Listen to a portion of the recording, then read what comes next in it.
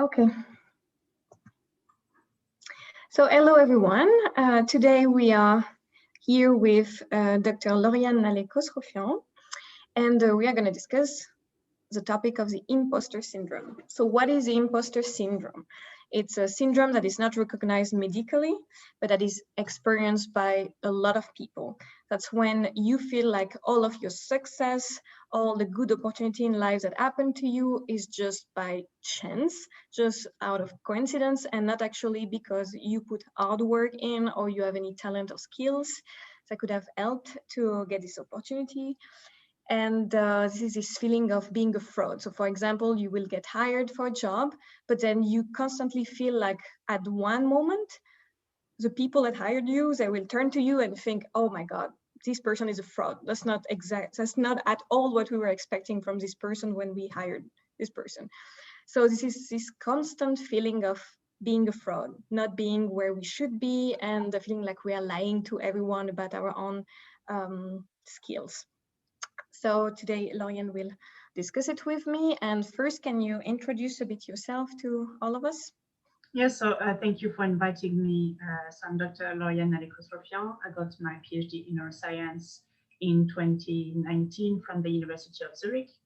And since then I quitted the world of academia, and I'm now a project administrator for the ALBA network, which is an initiative promoting diversity and equity in brain science. Mm-hmm. And I have imposter syndrome.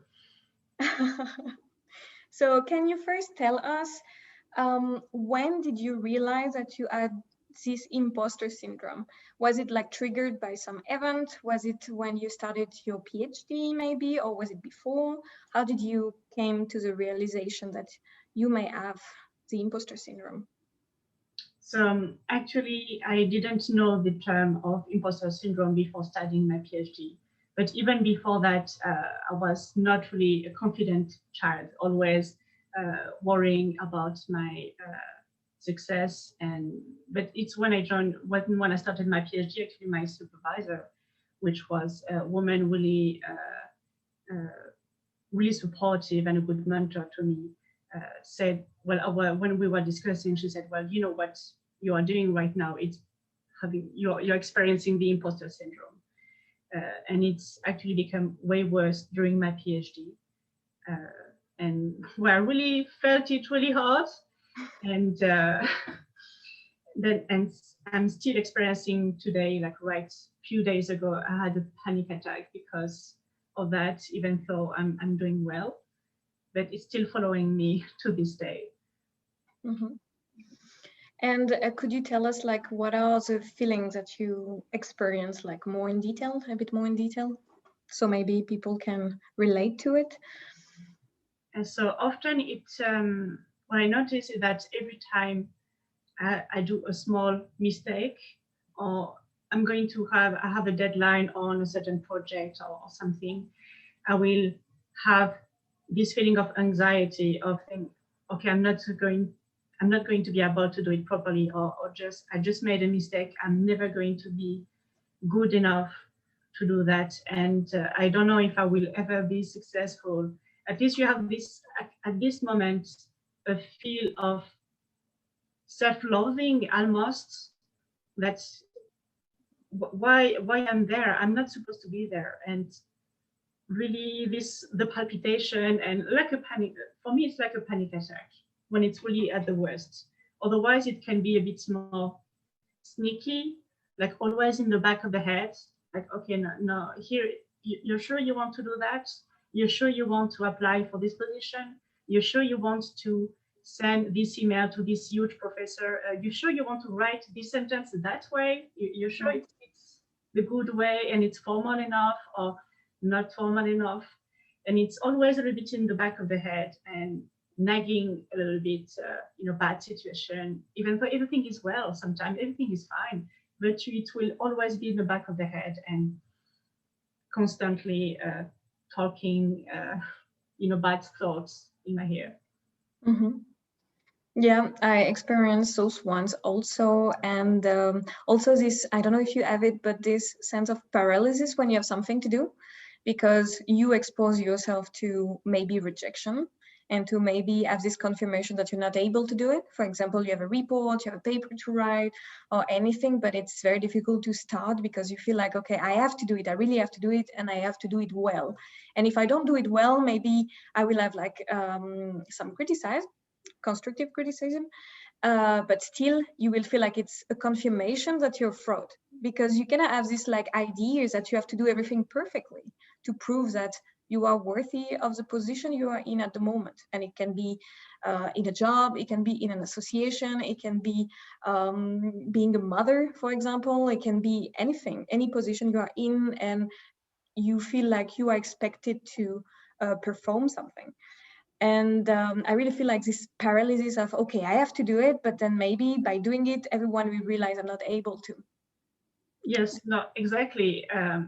It was actually a huge problem during my PhD when I had to write a report or even my PhD thesis, and I had to send out chapters. I was like, okay, no, but I don't feel comfortable enough to send this piece of writing to my supervisor, because I know it will be sent back full of red and comments, and that was really a huge anxiety for me. And I did learn to kind of lay back from that and to say to myself, well, it's going to come back with feedbacks, good or bad. So I might as well send it as soon as possible. And it's still difficult for me, but by starting to say to myself, okay, it's going to come back with feedbacks, but at least from these feedbacks, I'm going to learn and improve actually my writing to maybe in the future have less negative feedback and a bit more positive one. Mm-hmm. So it's still difficult to do, but I've learned a bit more with that. So I tend to procrastinate a little bit less, to kind of detach myself from, okay, it's going to come back negatively anyway. So must as well do it and send it and have something in return. Also because I feel like when we start doing something, it gives us like a feedback of kind of like confidence, because once we start like writing a sentence or something, it feels like, okay, I can actually do something. And then we start on, I feel like it's really, at least in my opinion, this like start point. And then once it's on, it goes. And then we have this feeling of like, oh, okay, I can do it. And then after you have to send it to correction, and then the anxiety is coming back. But yeah, this feeling of like, okay, I'm here, everyone think I'm doing a good job, everyone is telling me, okay, it's a good thing, good experiment, good data, but then in the back of the head you always have this, yeah, but what if no one is realizing yet?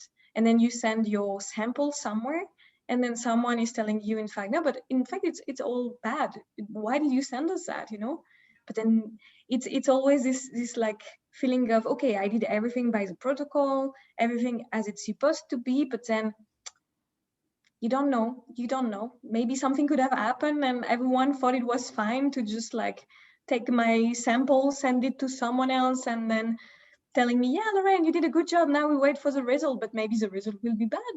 Or do we know that, And suddenly you ruin the life of the whole lab for 4 years back, everything is ruined. And exactly. Bad. And then sometimes it's like this feeling of, yeah, and when I will leave and the labs, I will go back on my results and maybe realize that I did something wrong. And then it's like this whole overthinking of before, what's going afterwards, what is in the present, and where do I place myself? How can I stop this feeling of constant overthinking of I'm not good enough? Like sometimes I wish I would just do my job and not have to think about all of those what if not, and it's very difficult. I feel like it's something that my supervisor also told me, that people with imposter syndrome were really good at making post-apocalyptic movies, and thinking way far ahead for sometimes things that will indeed never happen, or if they happen, maybe you will be already in a better place and far from anything, like far from this lab and far from any worry and something else. But it's true, in a way, you can see some positive in that, because then we are really good as at planning for, okay, bad situation, which means we are always more or less prepared for the way worse that would never happen. Sometimes it happened, but then you say, okay, well, I know it, so I'm prepared for that. I'm good with it. That's But so it's true. exhausting. It's mostly exhausting. It's very tiring, and it feels like we are on survival mode more than anything. We're not really enjoying the journey of doing those experiments. It's like, okay, I have to do all of that. Everything can go wrong, and I'm not qualified to do it anyway. I don't feel like I'm qualified, but I will do it. But then after it's done, it's like, it's done. But then after there is another task, and then another task where you overthink, okay, I never did that. I have to try this new protocol. Am I able ever to really learn something else? So I just think that I was good at the thing before, and then you have to go through this process over and over. And to me, it feels more like survival of the whole things than enjoying really the job, because it's just, I'm scared as hell to do something wrong that ruin everything and my data. And it is in research, you have to produce, you have to be good. You cannot really do mistakes that often. You have to really be careful. At least it's the pressure that is very strong in academia is to produce and be good, not even just be good, but be perfect almost. From what I could see is that some senior professor had a hard time getting into the position that they are at the moment, and being, so most of them, it's, at least from the people that I heard, it was, well, I didn't have any life. I had only science, and I did only science until I succeeded. And so with all, young scientists find a bit of pressure to follow the same path, which is not really healthy in a way, because I think that for your to make a good work, you need to be, feeling good in your head and in your body.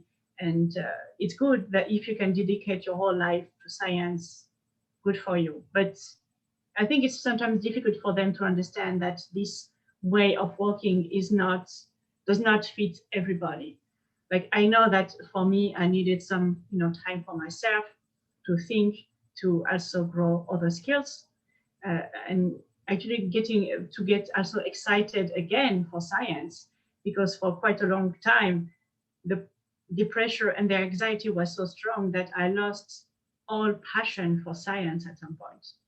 And it's only when I started to do other things for me, for my own personal growth and professional growth on the side of my PhD, that I got excited again for my results and for my studies. And when I was feeling better outside of the lab, I could do better science and better work in general, not only in science, but in any field. Mm-hmm. Lauriane, we already have a question in the chat. Two questions actually. So first, as a young female PhD student, the triggers are mostly where older and usually male colleague doubt or undermine my efforts. How do we filter constructive feedback from some people just being petty? Which is a good one, because it can happen quite a lot in jobs, to have people that we don't really have any, how do we call it, Lauriane? Like a good feeling with, right? And sometimes they can be a bit petty, and they can say some criticism, but we are not sure really if it's something objective or if it's really just to be mean. So do you want to start first to answer to it? Well, for that, I actually learned a little bit of mind trick, because at some point, and also with the imposter syndrome, you start to see every comment as a personal attack to you, to not only your result, but as you as a person. And I had to learn a little bit to detach myself and read my emotion from my work. So same for writing your PhD or your thesis or your article and send it to your boss. And it's like, okay, this person is sending me feedbacks which are more or less negative. Well, okay, fine. That's okay. I know there are room for improvement, and then you can see, okay, so this, maybe the form will be aggressive, but then okay, you look at really specifically the content. okay, what does this person say? Does this sentence is really that bad, or it's just because, okay, this, okay, if you turn it that way, it works better. Or, okay, you had a really negative comment on your results were really bad last time. Your experiment are not working. Well, you know, it's not always your fault. Sometimes, okay, there are the problem in the results. And then you need to think like a scientist, okay, what happened? You need to, okay, analyze what you've done, and okay, what could be the possible items, the possible parameters that could have messed my results. And that goes also for the writing. So, okay, I got feedback, and okay, my chapter is full of red. Okay, my strategy is to read all the comments first. Okay, I read the comments. And I can't, at some point you start to see, okay, this comment doesn't seem really relevant to the whole structure. This one is really nitpicking just because, okay, here I'm missing an S because I'm French and I don't speak English really well, so fine enough. It's a lot of red, but in the end you realize that, okay, it was specific things that that need to be improved. And so, okay, I'm going to work on that. And in the end, I'm going to have something a bit more positive. But I know that when you receive a lot of negative feedback, mostly from professor or at least someone that is higher from in your hierarchy, it's difficult to not feel attacked every time that you receive feedback. But it's a slow learning, but trying to see this feedback as, okay, I received something, it's a criticism. Okay, fine. It's not on my person, it's on my work. Okay, things that can be improved. Everything can be improved. Technically, their behavior could be improved as well, but it's not under your control. So what can you control is how you can perceive it, and all what is your strategy to cope with it and to go beyond that. And at some point, for me, it was learning to it's really detaching yourself from your work in a way. To not, you feel passionate about your work is good, but it's not, your results are not you. The result is bad, well, sometimes it's science. That's how it is. And it's not your fault. So I know it's difficult, but if you have any further question, or even if you want to send emails in the future to discuss one-on-one with me or with Lorraine, I think no problem for me. I would add also that if in a workplace, like, the gut feeling is very important, I feel, to kind of like perceive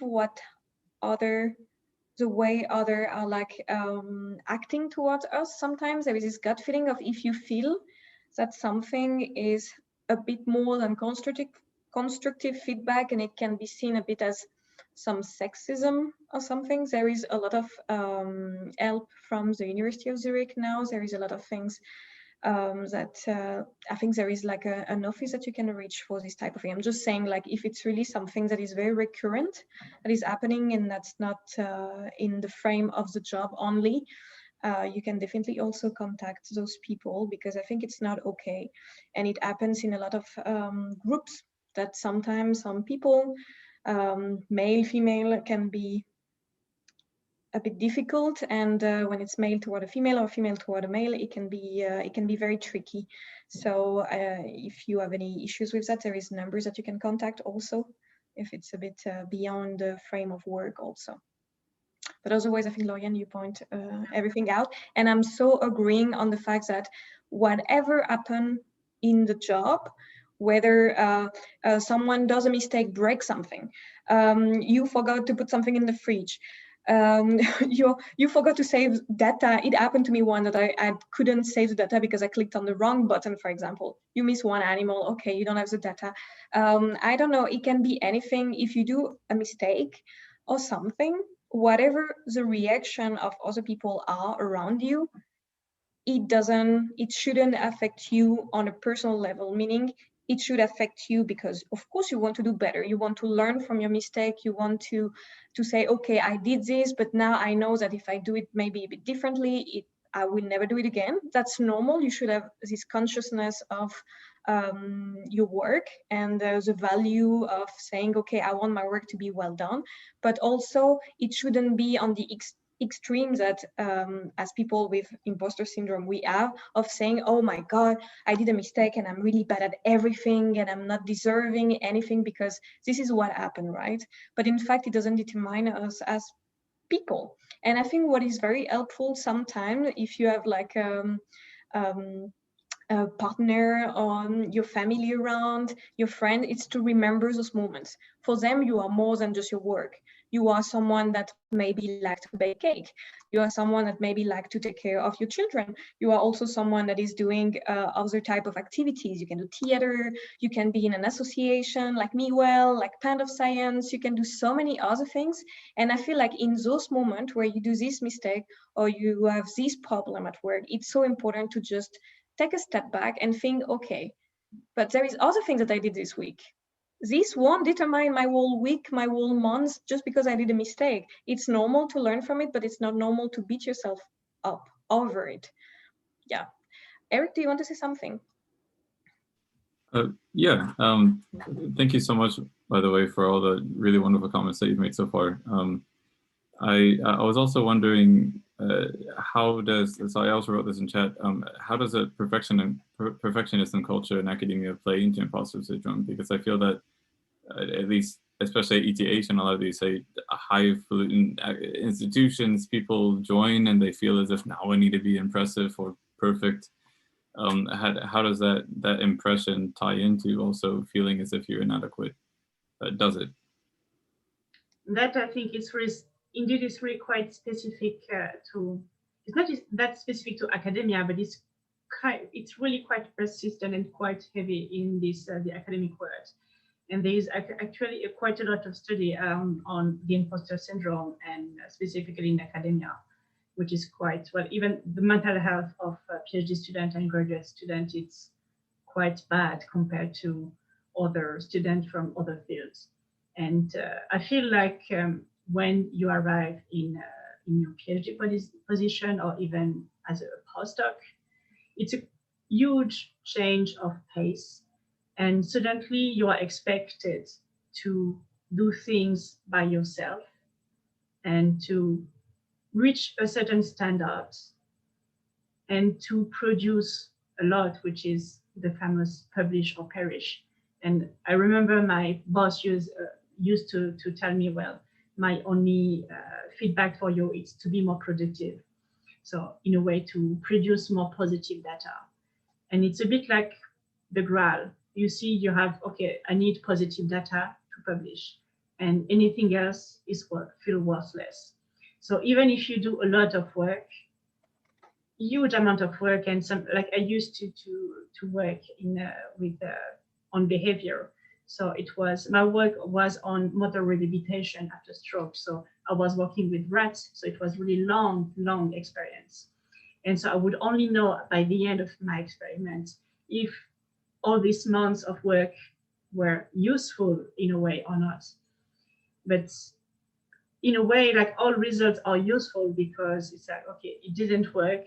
My theory was wrong. Therefore, I know that this theory was not good, and I need to find something else. And this kind of, this pressure, I think it's, I don't know if it comes from inside academia, but also from maybe the parents. Like, I know that my parents are a bit older. They come from the older generation. They are 70 years old now. And in their mind, if you go into research, you're one of the top, the elite of the world, and you should know a lot of things, and you should take pride in having accomplished and to be a professor at some point. But also so you come into your PhD or your postdoc with an idea on what is going to look like, and okay, I'm going to come and I'm going to succeed. I will have my experiment, it's going to work. And then you start to have failure, and you start to build up, and you have the expectation from yourself, from maybe your family, your surrounding, that don't always understand what you're doing, from your bosses, and you have this pressure from all around, and it's condense yourself, and it's at some point you break, and that's where you have this kind of this micro fissure that starts to build up, and you have this. That's why you can start with a bit of anxiety, which is normal, and then it's become a syndrome, or it's become depression, and it's become anxiety disorders, which is really bad. And that's why it's good to have this kind of association like MeWell and others that are here to help and to talk about that. Like for me, it's essentially it's when I started to join Twitter and to talk with other people that felt the same way, that I could realize, okay, I'm not alone. Yeah. 2, it's completely normal. But 3, it's not good. It's normal, but it's not good either. So we need to talk about that. And I mean, it's normal given the context, because it's normal since years, because it has been done like this since years. But I'm not sure it's super normal to have so much pressure. And I think it's the way academia works. That like even now that I'm outside of academia, I'm with people that always tell me, "Oh, here you did a good job," and it's we feel like we don't tell you enough that you're doing a good job, even though they are telling me that at least once every 2 weeks, which never happened during my PhD, never. But it's still difficult sometimes to accept the compliments. I'm just, okay. Mm. So it's, I know it's difficult because I saw the question that sometimes it's also difficult to receive the compliment and to accept it.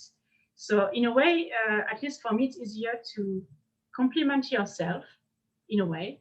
So during my PhD, what I started to do was to have a little folder in my computer with little proof of success.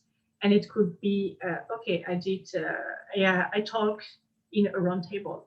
I organized something, I organized an event. I write a nice chapter, or simply it can be, well, I've been a great aunt, which is not my case, but I've been little proof of success. And when you're feeling really bad, you can go back to this little folder and think, okay, as you said, well, I did something maybe outside of the lab, but it's still something good. And it's just a success that I have. And here you can go back and say, okay, that was good. That I can say to myself, I accomplished that, and I can accept. But I still have trouble to accept compliments. I will just sit there and say, yeah, but it's also you. And you feel sometimes it's only by luck, but it can be a bit of luck, but it's also your work. And piece by piece, we manage to, feel a bit of accomplishment and feeling better about ourselves. But it's a long process. But to go back to what you said a bit before, the way family sees us sometimes, if in your family people are doing really radically different things, to be honest, I don't understand also what my parents are doing exactly. Like it's not just like because we are scientists that nobody understands what we're doing. It's just like it's such a different field. Like someone in banking, for example, I would have no fucking clue. But it's more like I feel like if we do a certain level of studies, it feels for people that we are like overachievers, that we are good at what we do and we reached it because we are so good at studying and stuff. And for me, it was such a huge struggle because I was never good. I was always in the middle. I was having the middle grade of everything, and I reached my master and I finished my master with like a bit better grades, but not like excellent student. I'm not an excellent student. I'm not an excellent PhD student. I do my best. And sometimes it's very difficult because I have people of my family telling me, oh, come on, like you complain, but you feel like you're not enough, but look at what you're doing. You're doing a PhD, you're good at studies, and me, I would have never do studies, and you are, so why you complain? And sometimes it's so difficult because it feels like we have this privilege of doing study, which is true. Not everyone do study, not everyone can do study. That's completely fine. We are privileged on this, but also that we are not aware of this privilege, while in fact I'm aware that I'm privileged, but I still feel like shit because I feel like I'm taking the place of someone else that is probably maybe better than me, which maybe we'll never know, but it's not a competition, Evan. Everyone is doing its own best because you want to be the best version of yourself.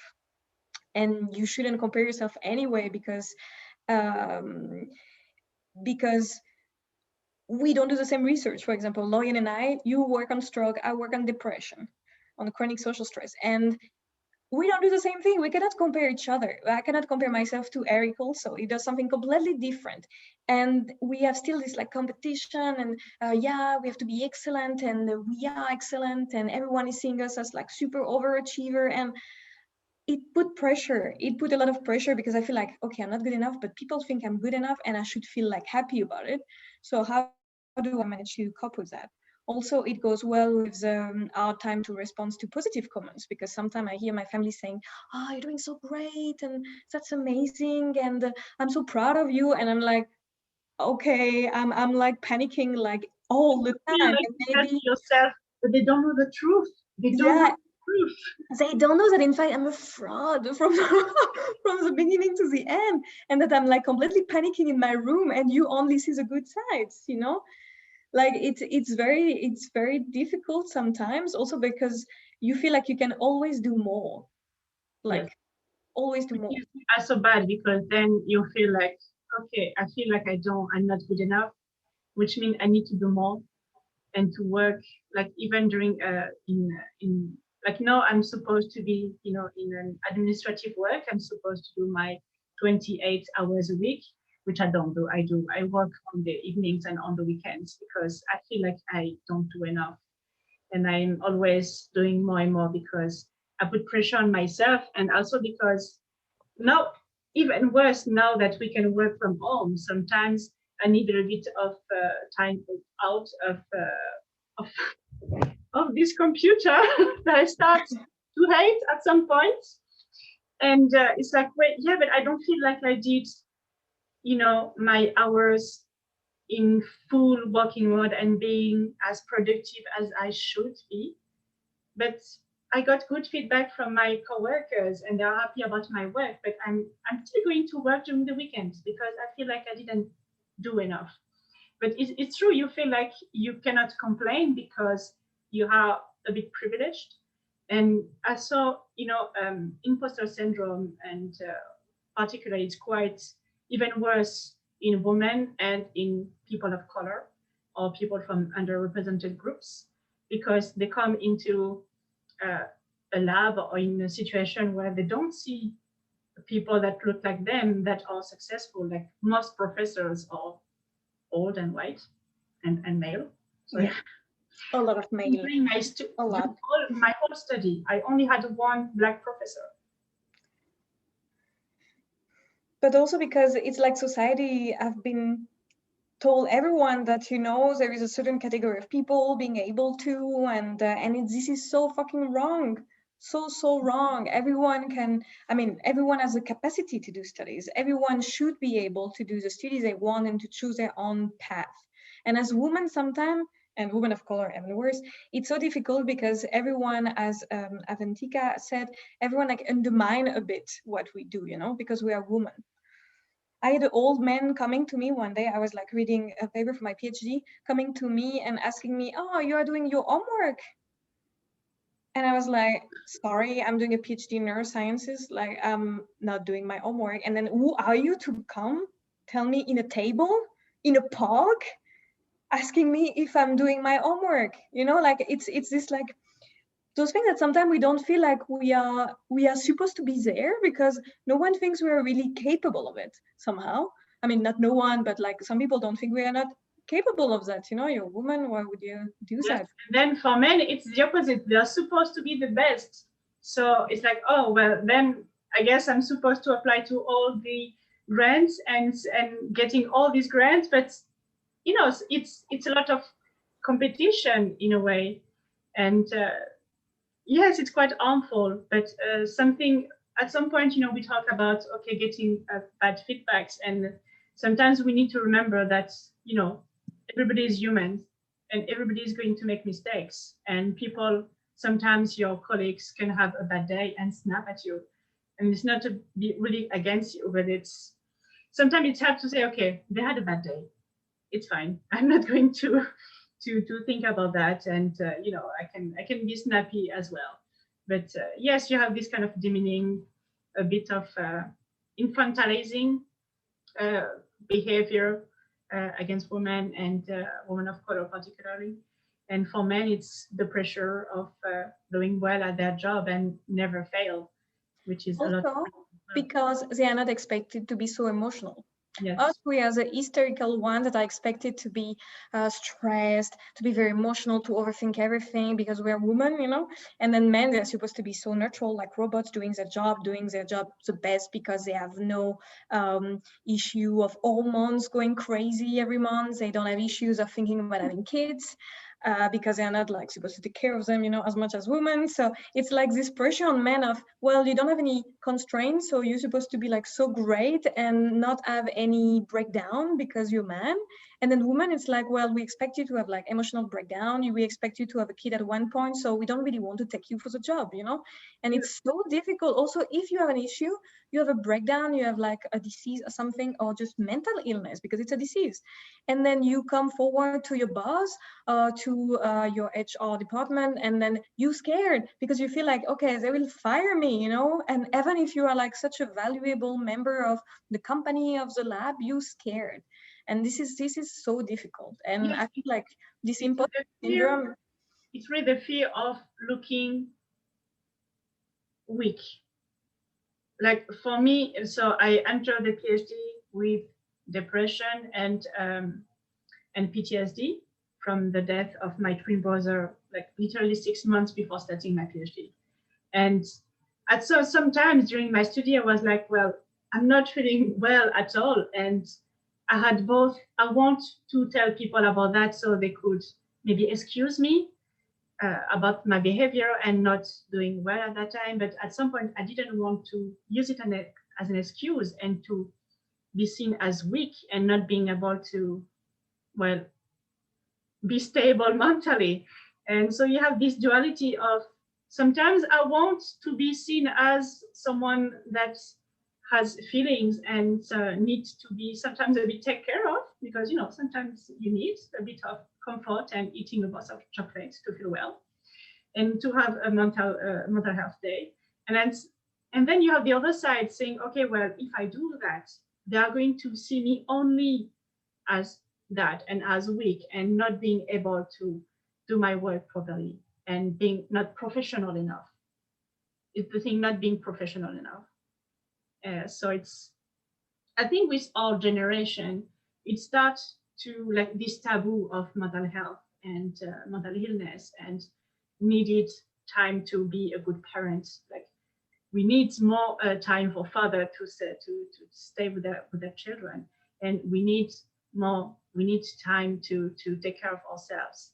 And I think our generation is starting to bring that, but we need it's a slow process, and I feel like in academia it's even worse because the structures are really built in marble, and it's really difficult to shape it again and to change that. But it's, from what I see, it starts to change, and the change it's coming. It's slow, but it's coming.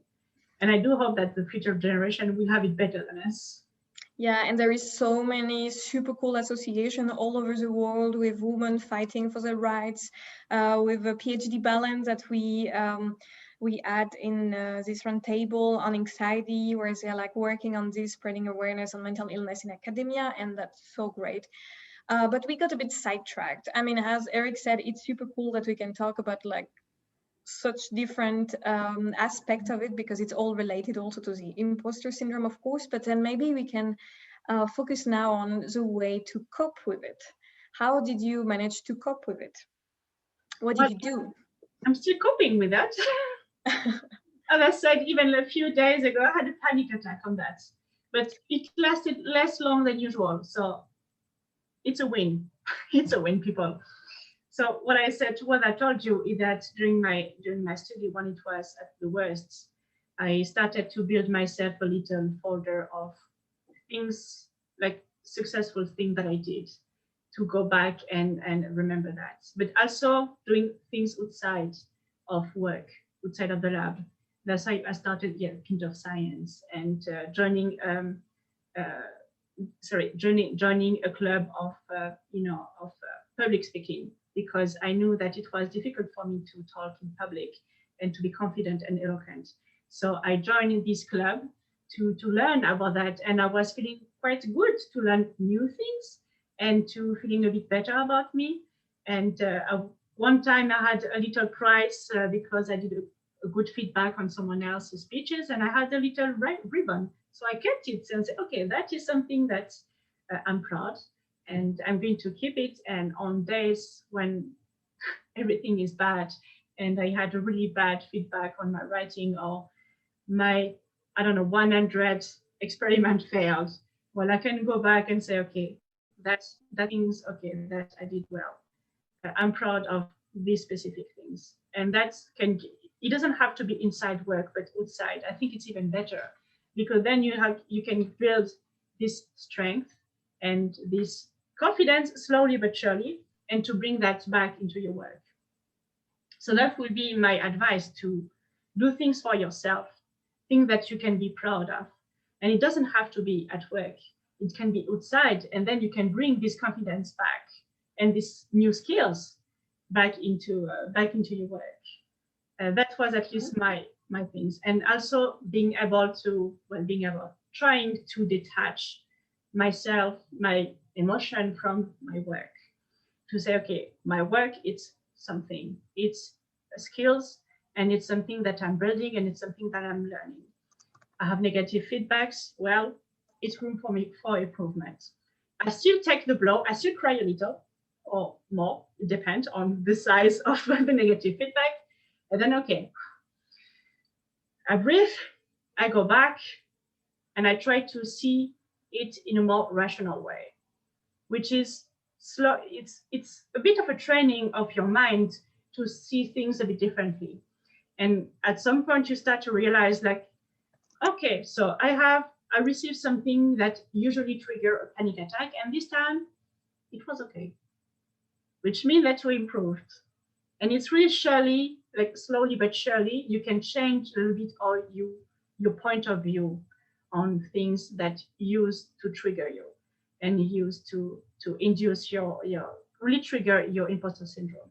And I still have that, and I still have this thought, okay, here, you're sure you want to do that? You're sure you're doing well? You're never going to do your work well. And then, okay, I said, well, just, okay. I go back to my little folder. Okay, I did that one. Okay, feeling a bit better, and I go back to my task. But sometimes it's good to notice, okay, here I notice that I'm having these feelings. And it's when you start to notice them and say, okay, I have a panic attack, but I know it's because of my imposter syndrome. You can have a little bit of, okay, I notice that, okay, let's try to have a look at that from a more external point of view. A good idea is to maybe see yourself as one of your best friends. Like, would you tell your best friend that they are doing a bad job and they are never going to succeed in life? No, you're going to tell them, damn, you're doing a good job. You see all you accomplished already? You're doing a great things. You've done that and that and that. So try to sometimes be your own hype man, hype woman. That can help. At least at least for me.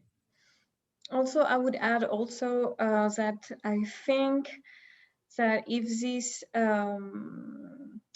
this feeling of the imposter syndrome is quite high, or not actually, seeing a therapist could really help, because those feelings, this syndrome is usually also coming from some history in our childhood or not, in our teenage years or not. And sometimes it's interesting to just reflect on it with someone completely out of our surroundings. So I would say that therapy is also good advice if you feel the need. There is no shame in it, of course. Everyone in my very personal opinion, everyone needs to go to see a therapist at least once in their life to talk a bit, because I think it's always good to reflect on ourselves, on what we can ameliorate also, because we all have our problems, and when they're not taken care of, they can impact people in our surroundings and stuff. And I feel like this imposter syndrome, this anxiety, and the isolement that we can feel in academia, for example, sometimes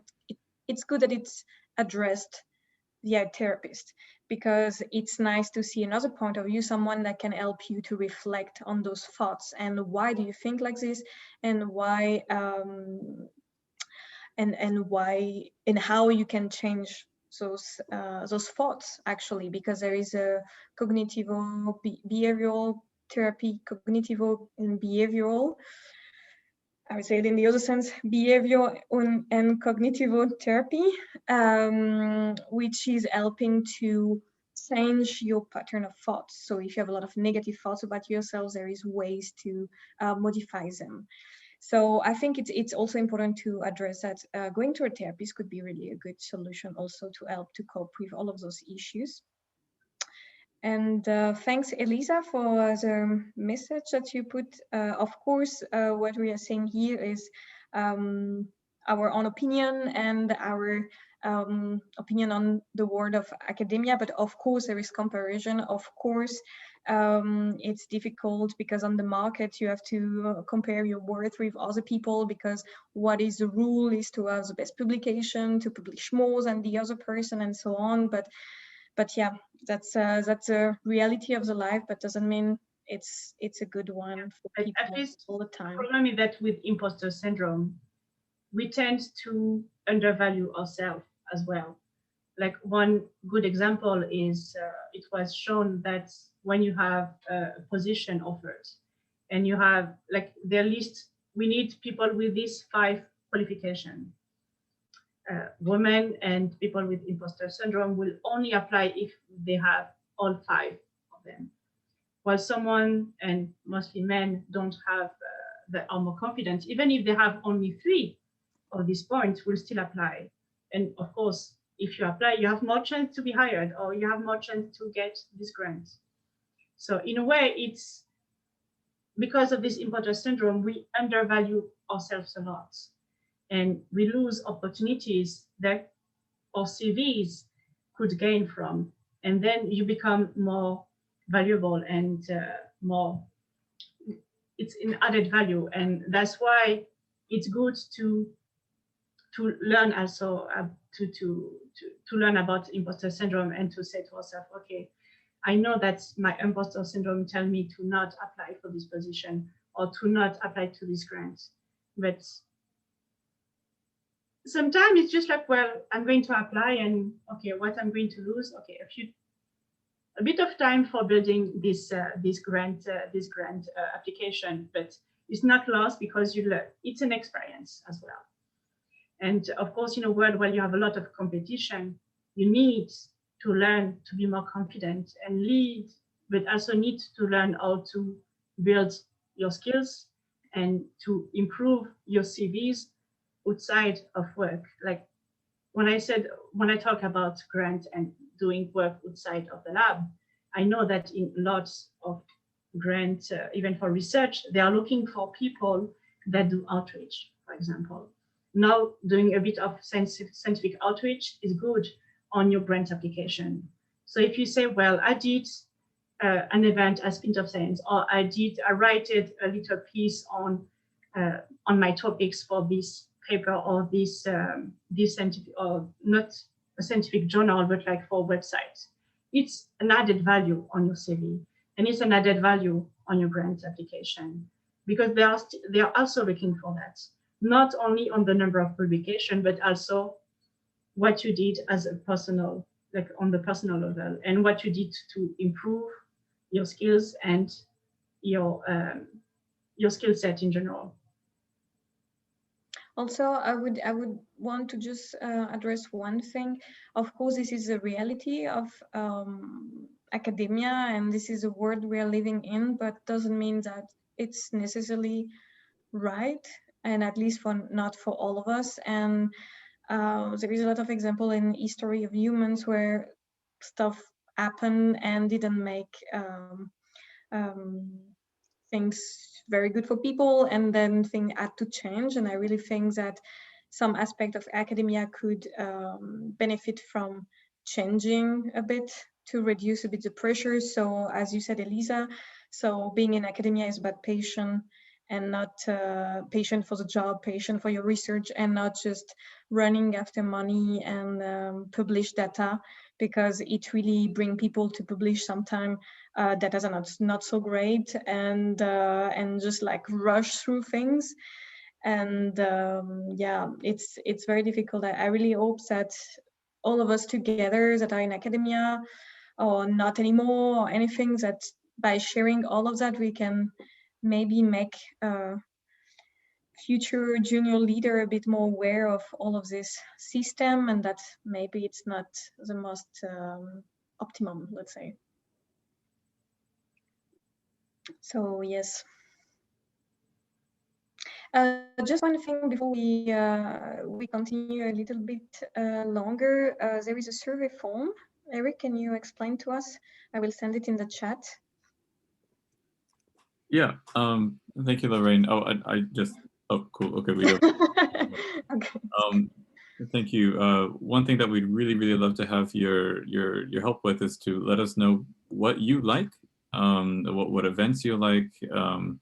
What are your thoughts about the length and the format of these discussions? We want to make a safe space. We want to have more engagement, and we want to make sure that MeWell represents what you want to have, and are we useful? Although those things can be hopefully answered a bit in the survey. You can even let us know if you think the survey can be improved. But that's it. It's out in the chat. Please take a few moments to fill that out, at least after the event's over. Okay. Thank you, Eric. Yeah, it's super helpful for us to know what we can ameliorate. So yes, and now Lauriane, what would you say about your perspective in the future with the imposter syndrome? Do you think we can get over it? Do you think all your years of PhD helped you really to, I mean, you said already that you progressed a lot, you found multiple ways of coping, and now in other jobs and academia, do you feel like it's really working? Do you think that you had to put new coping mechanism on? Well, I think it did help a lot, and I think that, well, of course, we are constantly evolving and changing, and for now, my strategy are working, and I think I will still have panic attacks even years old. Like, okay, I didn't walk properly, I'm going to break my hip. You never know, but I'm sure that I think it will evolve, and it got better, but also I know that because my environment, my professional environment is better as well, it does help a lot. And sometimes you're in a toxic place, which is really bad. And in a way, you need to get even more energy to cope against that and to take care of yourself. And it's when you're sometimes in a work environment or in a personal place where you are better, that it's easier to work on that. And yeah, I think it's once you start to get get the strategy that works for you, then you can use it as long as possible, as long as you need it. And then you start to get used to it and you get better, yes. And at some point you don't even realize that, okay, I know that now it's better and it's good. But you said that at some point everybody should seek for therapy, and I did therapy during my PhD. Now I'm okay. But during my PhD, also at some point I started to take antidepressants because it was becoming way too bad, and I couldn't deal anymore. I didn't have the energy, and it was one of the best decisions I had to start taking medication because I needed it at some point. And since my PhD, I stopped and I didn't take anymore. But I know that if at some point in my life I go back to such a bad place that I cannot have the energy to use the strategy and not being, rational. I know that it's okay to go back and ask for help or ask for medication. And, it's good to seek for help. You are not weak because you are doing that. You are doing the thing you have to be better and to become better and to become the best of yourself. And for me, the best decision was to seek therapy and at some point take antidepressants because it allowed me to survive a really bad time and be able to work on myself and to become way better and be a better person. Mm-hmm. That's a good point that you mentioned the antidepressant, because I think a lot of people have misconception about them. I heard some of my friends or just surrounding telling me that when you take antidepressant, you numb and you don't feel anything anymore, and it changes your personality. So it's good to make a point saying, no, it doesn't make you numb. It doesn't stop all your emotion. You are actually the same person with the same personality, but it just helps your body to cope with the symptom of depression, of burnout, of any mental illness that requires it. And it really helps just your body to get more energy, to get going, so you can focus on what's going on at the mental level only, like what brings you to this state, and to focus on that and to be able to work on it. Because if your body is so exhausted that it cannot work itself, it's almost impossible to continue to get going with your life and to go over it, or at least it takes a long time. Some people don't even realize they are depressed. Some people, they learn it like 10 years later because they're just living in this constant state of not feeling so well, and this is really, really tough. But if you see that this imposter syndrome or anything else is bringing you to the point of having a burnout or having depression, it's really no problem. Medication are not bad. It's not all bad. It's really to help you to your body to cope with it. Just a little stigma point at the end of our round table. And Lauriane, do you want to add something, or does anyone ask a question before we stop our session? If you just want to share your own thought and your own experience, feel free. Well, I did, I think, during the whole. Oh, you mean for the other people? Yeah. If everyone wants to share its own experience and with us, so it would be very interesting also. Maybe I can start. I'm glad that you do this, and I enjoyed or really admire how outspoken you are about this. So when I found the newsletter from MeWell, I didn't know imposter syndrome before, but after I Googled it and I read the Wikipedia article, I realized that I'm also affected by this. So before I thought it's just me trying to be a perfectionist or trying to do everything perfect. But yeah, I learned something about myself there as well. So thanks. And it's an accomplishment. Yourself. Yeah. And thank you so much for speaking up, because we don't have a lot of men speaking up in the round table. So if you want to share with us everything, do it. It's such a great example, I think, to start with a man talking to us about it. I also fully support what you said about antidepressants. So yeah, it doesn't change you. I also took them and still take them. I had higher dosages, I had lower dosages.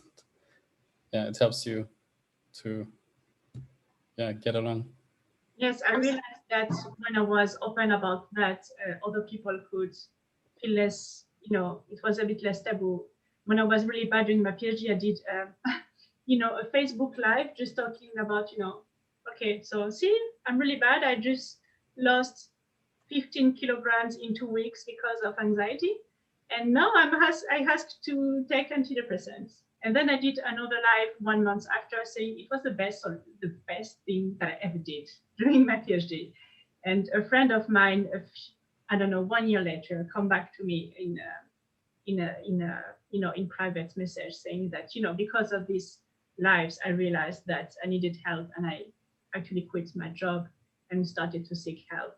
And I changed job. Now I'm better, and I'm going to start antidepressants, because everybody around him would say, well, if you, at least, I don't know for in different countries, but in France, when you go to see a therapist, it's like, oh, you're a crazy person. Yeah. So, and by me being so, outspoken and just open about that, with people that knew me for someone, I guess, intelligent, or at least someone serious enough, then when I say something, it's serious. And if I'm open about that, that means that it's okay. I saw that they could have an example, and by someone that is successful but with mental illness, and do something about it, and it's all right, and it's okay. And it's totally okay if you got your foot broken or something, nobody would ever say anything. So Exactly. it's no problem. Mental illness it's an illness. That's it. And it's totally okay wherever it touch. Everyone can have help. Everyone should ask for help, and it shouldn't be an issue anymore in the 21st century. So thanks, Martin, for pointing that out. I think it's we got really a pandemic. We can be a bit depressed. Come on. Yeah. So thank you so much for taking the lead on talking about it. If you want to talk more, we are here to hear about it. Or if also if you don't want to, if someone else wants, also it's all good. We are still there. So I don't know, Ipek, maybe you wanted to talk because I saw you maybe having a little. Yeah, I can share my thoughts. Thank you so much for the event. I also got take-ons. I think people don't talk about this enough, or like everyone creates this, like, I don't know, strong, confident image, but I feel like everyone is having struggles, and it was nice to share the thoughts and coping mechanisms and so. Yes, thank you so much. Thank you so much for the feedback. This is so cool. Nadia or Nadia, I'm sorry for the mispronunciation. No, no worries. First, thanks a lot. And I would just like to mention something. So I'm now in my last year of PhD. And I actually switched PhD positions because my old lab was, let's say, no comment. That's what you. I will. This is what I will share about. I don't want to like go into a lot of course, details about it, but I have to say that I experienced imposter syndrome in the old lab and currently, and what made really a lot of difference personally is how my old supervisor reacted to it, and my current supervisors reacted to it. And to me, it's really not comparable at all. And the idea is that my current supervisors are extremely patient. So I started my new position just after leaving the other lab. And honestly, it took me 1.5 years to get really into it. And I don't think other people would have been that patient. So I really appreciate that they were. And the idea is, until now, there are still like some flares and then of imposter syndrome, and then it goes away when I receive a good comment, and then it goes back up. Not necessarily when there's a bad comment, but when there's no comment. So now it has changed a little bit. And I just want to say that really you're not alone. I think academic Twitter is very open about it, so I really encourage you to join. I was very hesitant and I don't use my real name there, but I I really joined as with a username, and I think it gives more freedom to just share and retweet and like be more active. But really you're not alone, and I think everyone should keep that in mind. Thanks a lot. Thank you so much, and thank you so much for showing your face and your names, and we are very privileged to have you there. Does someone wants to add something? As Eric mentioned, sorry, Lauriane, just one thing. As Eric mentioned, we can stop the recording if you want, and we can share more of recording like that. Maybe it's maybe that would be good. Open if you want. Eric, do you want to stop the recording, please? Sure. First of all, just to end on a closure note, thank you all for attending. And let us know if you have any questions also about MeWell. You can also reach us. We'll put that in the chat. Thank you, and I'll stop the recording.